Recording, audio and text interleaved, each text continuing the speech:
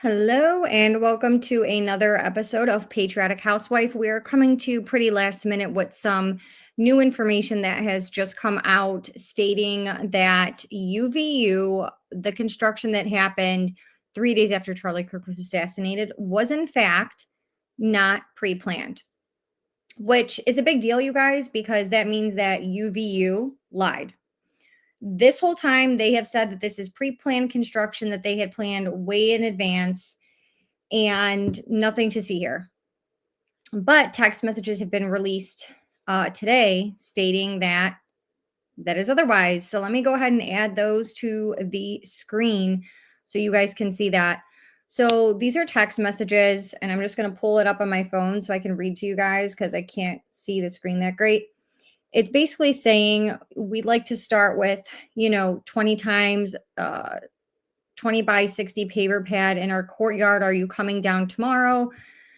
The company responds, I'm en route now. My guys are getting stuff together for the paper pad. UVU responds, wow, I'm in a meeting. Do you want one of our staff members to meet you out there?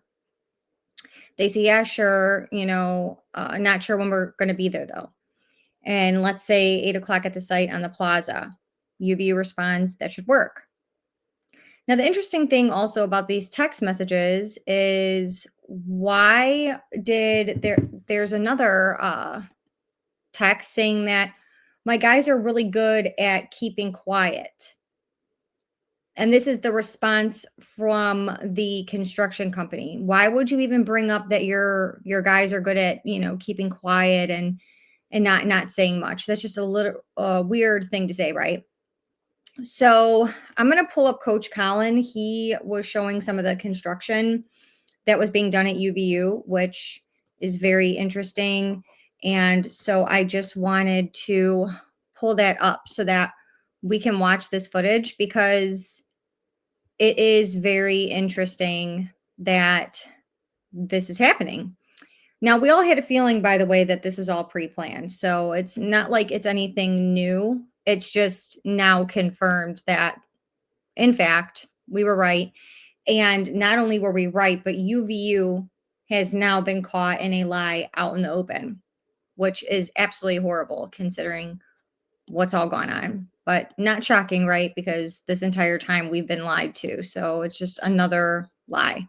So let's look at some of this construction. Coach Colin, if you don't follow him, follow I Am Coach Colin on YouTube. He's done some great work as well as sharing this information and different things. So we're going to go ahead and watch that. Construction, smoke going on. Oh no, they are constructing, they are taking out the whole platform where he was sitting, and they are constructing a new one, as you can see. Why you should never charge your smartphone at night. 22 years at construction went down pretty much right away. I mean, this person took this video. Actually, I should say this person grabbed this clip on September 15th, which means that they were seeing this around September 13th, right? Very, very quick. They got in there, they redid everything. If you don't know what this exact location is, this is exactly where Charlie was. This right here is exactly where Charlie was. This is where everybody ran. This is where Mikey McCoy did his walk. This is where everything happened. They right away took all this apart. Now, I would think, and redid it, I would think that you would have that preserved for as long as need be. I mean, even just to revisit it. We've all seen, first off, we've seen cases where this has happened, okay? Where somebody goes back to the scene of the crime like a week, 2 weeks later, because they just got to get a feel. They got to just see if they missed anything. They just want to comb through it again because they're just trying to work through this case. And you've also seen it in... Now, guys, I want to say something. The reason that this is important is if you guys have followed any cases, especially the Idaho 4 case, for instance, the school tore down the house a year later, but which was very odd, and that is in itself. But the bottom line is typically you don't do that with a crime scene because when you have these court cases and they go to trial, sometimes, and in a lot of cases, they do take the jury to the crime scene. So typically you wouldn't tamper with that. Now, obviously, this is a little bit different in this situation, being that this is a college campus. And I'm sure with this happening at a college campus, it is very upsetting for people. So you probably don't want to, move the crime scene around too much. But at the same time, you obviously don't want to leave, bodily fluids or anything like that there. And maybe moving some stuff around would help people emotionally. But at the same time, you have to wonder, Charlie Kirk was such an important political figure, I would say, because obviously he wasn't a politician, but why would you disturb that area so fast? And I know that the FBI is saying, oh, well, we had even more men on the ground than we normally would. And so we were able to do this extremely thorough investigation, and we could do it in 3 days. And no matter what, we didn't have to worry about disturbing the crime scene because it was so thorough in the days coming that we don't have to worry about that. That is weird, because no matter what, like Coach Cowan is saying, you may want to go back and look for things. I mean, the day one of the investigation, they supposedly had all this stuff. And then you have Lyman's nephew finding the Converse shoe print. And the next day, Cash Patel shows up and he finds a screwdriver on the roof. So what kind of investigation was done on day one? So that's all just very interesting. So let's continue with some of this video. Movies, Officer Johnson's like, I just had to come back to the scene. I feel like we have some unfinished business here. And that's where you see a killer running behind in the background. And I was like right here when it happened. So this is what is happening right now. I think, as you can see, my boss is still there. They are taking the things inside. So I'm gonna go inside and see. I want this person doing all reporting. First off, the best part of this person reporting was this. All going on. Oh no. Oh no. At least they're watching it live with all of us. They're like, let me see what's going on here. Oh no, no, no. Oh no. School was that their boss was still there. So that is the initial construction that we're talking about. Guys, listen. The glass go, because it didn't make any sense. People were hearing about this construction happening and they were like, isn't this a crime scene? So now what he's showing is PPD podcast, Value Entertainment, Patrick Beck-David talking about this entire construction situation. This is a huge, huge event. Why would you even think about doing construction? And the narrative was, it was pre-planned, nothing we could do about it. They were coming in no matter what, whether the event went smoothly or tragedy hit Charlie. Okay, so listen to what he says when he called the school. Sorry, I don't believe the official narrative. You called the school. What I happened called when you yesterday. Called the school? I called, and Amanda was with me. She recorded it. I called UVU, and I called to the main desk, and I said, hey, I'm with such and such. I made up a thing, and I said, I'm trying to find out if you guys, because the construction that's happening right now is unbelievable. It doesn't even look like what it is right now, okay? Doesn't make sense. I said, who do I talk to? You guys just had, and I apologize, you guys had the biggest assassination since JFK on your campus. Was there scheduled construction on the exact site where this happened? Can you comment on that? He goes, let me direct you to the right place. Your conversations, you're typing, sends me to like maintenance or something like that. And it's a female that picks up, and I go, hey, I'm so-and-so with media. I go, I'm just curious. Did you guys have construction set up? Whispering, talk to the... I can't talk to you about that. I go, no, hold on one second. I don't need information about the shooting or nothing like that. Did you guys have scheduled maintenance? Because I would assume that if it's an assassination at this magnitude, you would leave the crime scene for potential bullets, potential fragments, other things to recreate in the scene. There's stuff in that ceiling, that overhead pat, that there's cameras, there's an opening that you could get in there. I'm like, how is this normal? Who made the decision? I can't say anything. Let me give you the information to our VP of Strategic and Communications Management.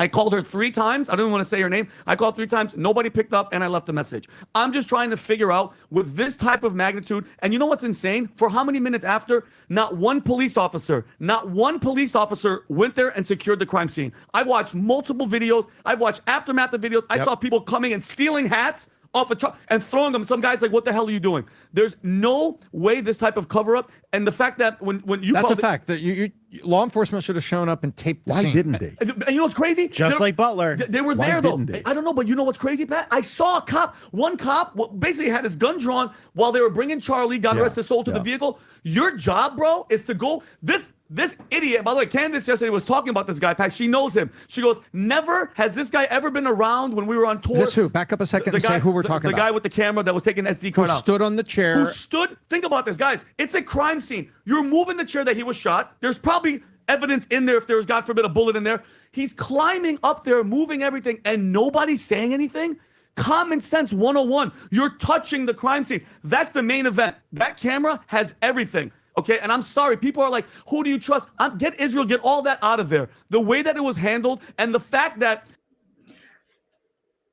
Okay, guys, I'm just going to pause it right there for a minute because everything about this, you guys, is completely scary because we should have never been touching the crime scene like this. And it's even been shown that the guy who moved the camera from TPUSA was not told by law enforcement to touch that camera. So that's another lie. And now you have UVU caught up in a lie and Rob McCoy has lied. Just, you guys, everyone is lying all over the place. Everyone is lying. This crime scene was never handled like a real crime scene. Okay. There was more done at my dad's death because he died on the porch. So they actually had to look into my neighbors, even though my dad dropped dead from cardiac arrest, to verify because he was 6'2", he fell and hit his head and cracked his head open. So they had to prove and make sure that nobody hit my dad over the head and he passed away. Okay. And this was like, don't touch anything, don't move anything. And this was on the front porch. So you mean to tell me that it was okay that as soon as they haul Charlie KIRK out, okay, that people are standing on chairs, touching hats, standing on chairs, removing SD cards, moving things around, disassembling the table. By the end of the night, the whole thing was dismantled, and it was just crazy. It was just crazy. Absolutely crazy. So this entire thing reeked from day one, moment one. So that is all extremely scary. And I believe that what they're saying is 1000% facts. This is not how you would handle any crime scene. His friends and everybody else have just moved on and they're worrying about turning point does not sit with me well, Pat. And I'm talking about my mom. I'm talking about people from all walks of life are like, something doesn't feel right. Man, I want to sit down with. And that's the thing, you guys. At the end of the day, this was someone's life. This was a real man with a family, with a job. There is every right for anyone to ask questions, being that the way this was handled from day one. And for people to be so quick to accept the narrative and tell everybody that they are vile, what did Kash Patel call us? You know what I mean? We're crazy people. We've been diagnosed with all kinds of illnesses. It's just crazy. The people who were closest to Charlie KIRK are not asking questions. Candace Owens is the only person asking questions. This is so bizarre, and it reeks of a cover-up. It reeks of people being paid off. It reeks of everything that would make of, honestly, a film. This is actually crazy that this is even going on. I can't even believe what we're watching unfold before our eyes, which is just, it went from a conspiracy theory of all these different things to a lot of things, guys, are coming true. A lot of lies are being told, and a lot of lies are coming to light now, and we're seeing that they were lies. So when are we going to get the truth? When are people actually going to come out who are friends with Charlie KIRK, who work for TPUSA, who were family members, when are we going to get the truth from you guys? When are you guys going to come out and actually say what you should have said in the beginning? Because by the day, this is looking worse and worse and worse and worse. I mean, it doesn't get it's not going to get any better, guys. At this point, people need to come out and address things. They say, oh, well, there is a gag order. Okay, well, TPUSA hasn't shut the hell up, okay? We've heard from Blake Neff, who sings like a canary about everything and calls everyone porn addicts and all this other stupid shit he says. He's so annoying. Not to mention he's not even a decent person, but that's neither here nor there. And you have Frank Turek, who will not shut the fuck up. He's all over talking about it. But then when it comes time, it's like, oh, well, there's a gag order. So the gag order is a convenience for them. We can't talk about it, but they're fucking talking about it. You know what I mean? Sorry for my language, but it pisses me off, as it pisses him off. Vinny one day and talk about this. I would love to sit down and talk to Vinny. He's pretty much the only one from the crew I would want to talk to. Like even Vinny more than Pat for sure. And you notice something? I will show every time that they were talking about Charlie, I want to talking about. Are you taking a dozen different supplements to manage your period? We're going to turn this volume off until this is over, guys. Shrooms or 5. Sorry. Charlie, drop it. Well trained in keeping quiet. Now, before I show you that, I just want to show you this woman and what she has to say, because she actually talked. So this is what I was talking about, guys, that they were saying, the construction company manager was saying that, oh, my guys are really good at keeping quiet. What the fuck does that mean? Really good at keeping quiet. Why do they have to keep quiet? If you guys were just telling the truth, we wouldn't have to keep quiet. And I'm pretty sure there was a TikTok, or I can't remember which one it was, of the business owner being like, trying to act like this noble, a good person. He didn't mention anything about being quiet, but now we got these text messages about, my guys can be quiet. Don't worry. Like, nothing to see here. All right, let's keep playing this. To somebody who was doing the construction, who was called for the job. UVU is lying if they said that the construction was pre-scheduled, and I'm going to prove it, because this is Edward Thomas. He's the one that actually received the work order from UVU on Friday, 2 days after the event.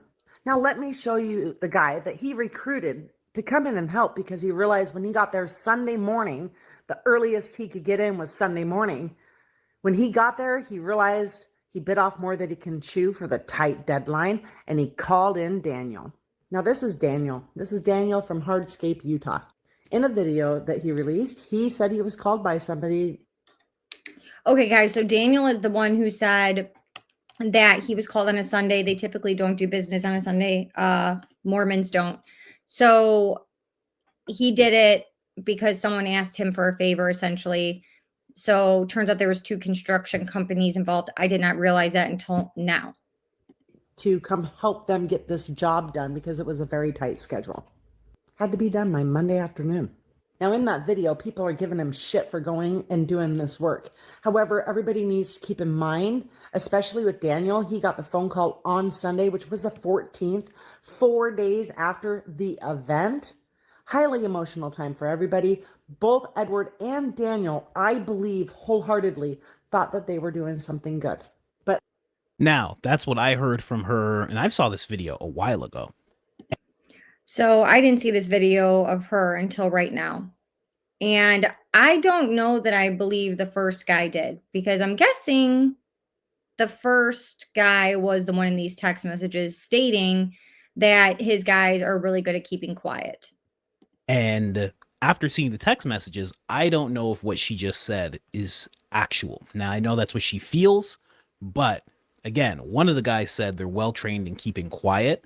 And yeah, that's very interesting. Now, one guy's name is Daniel, so I just got to write that down. Dan is that guy that she's talking about that got the call, because one guy realized he bit off more he can chew. Well, I'll find his picture again in a second. Here, let's keep going. let's read Edward's review on Daniel's page, because Daniel was getting so much flack from everybody. First, I'm just going to show, here's the pictures that Edward posted. Then here is the beginning of his review for Daniel. And here is the entire review. If you want to talk about some amazing guys, that would be Daniel and his crew. I can't say enough. I do landscaping, but I do not specialize in hardscapes. I was asked to put in pavers under a very tight time frame. I needed help, so I reached out to Daniel and he responded. He and his crew came out and did an amazing job. They worked with us until it was dark and then came out the next morning before the sun was up. I could tell these guys were very experienced and know the art of their trade. Their quality work was clean and precise, super friendly, and they do honest work. A big thank you to Daniel and his crew. I will be forever grateful. Well, there you have it. Now, the reason why I say at the very minimum he got this call, Edward got this call on Friday, is because all the work had to be approved. The funding, everything had to be approved in order to even call Edward. Friday was the 12th, and Edward would need the time to get the measurements. Huh. The 12th, you guys. The 12th. That is crazy work. And everything and materials all together to go start the job that it was on a very tight time frame on Sunday. So I would guess that he did all the measurements and buying all the materials on Saturday. So when did UVU start working on the approval process? It has to get approved. It has to go through a lot of different steps to get the money. Friday was the 12th. Was this like instantly? Anyway, there's your answer. No, hard no. UVU did not have this work pre-scheduled. I don't know what's going on, but I'm not going to stop digging. Well, the truth is we all know what's going on here. The works of a cover-up. Hello. I mean, this is very clear that something is majorly fishy. Majorly. And now that text messages are released, you guys, you know what's crazy, guys, is this is like you can't put shit back in a tube, right? You can't put toothpaste back in a tube. This is a grand example of it.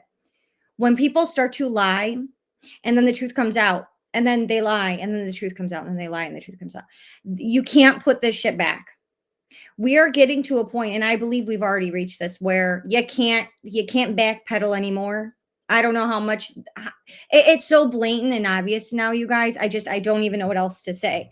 I mean, this is crazy. And at this point, if TPUSA doesn't start coming out and answering questions and acknowledging some of this stuff, I don't know how at this point you can say that they were not involved in this entire scheme. I just don't. It's getting to the point where somebody knows something. Somebody knows something. And you want to know what? Maybe I will make a list, you guys, of all the lies that they've told and then what we found out for fact is truth. And we can all take a look at that because the list is getting long. Candace Owens is going to have a field day with this. And I believe she said tomorrow on her podcast, I believe she said Wednesday, we're going to be learning a lot more. I think it was about TPUSA. So I don't know what that is. All I know is that the lies are in your face. The feds think we're fucking retarded. They think we're brainless because they just keep on shoving this narrative out there and telling you to shut up. Don't ask questions. You're too stupid. Shut up. Don't ask questions. Eat the cake we're feeding you and shut the fuck up. I'm not going to shut the fuck up. I'm going to talk about this and talk about this and post about this and post about this until people are sick of hearing it. I don't care because this was an inside job. You can convince me otherwise. This is disgusting. This is a modern day JFK right in front of your face. And I think at this point, the louder we get, the better off we are. And we just have to keep sharing the information because right now, the only way we're going to solve this, I believe at this point, is every single person talking about this, every single person sharing videos and content and text messages and emails and whatever they could find. We are the investigators in this situation. And it's probably the only way that Charlie Kirk is really going to get justice, because judging by what's going on, they are definitely going to pin this on Tyler Robinson. And if we don't get this figured out soon, I would hate for the wrong person to be put to death over this. That's not justice for Charlie. It is not justice for Charlie. I've said this a million times. If we have the wrong persons, and I believe we're looking at persons. Anyway, let me know what you guys think in the comments. Be sure to like and subscribe to the channel. It's free. Like the video, share the video, follow Coach Colin. He's awesome. He's always got some good stuff. And yeah, look on X, you guys. I never had Twitter until recently, and I love X because this is where originally these text messages were dropped that I found and saw. And yeah, follow along on X. There's just so many different people dropping stuff on there because there's less censorship. So I will see you all in the next one. Have a blessed evening.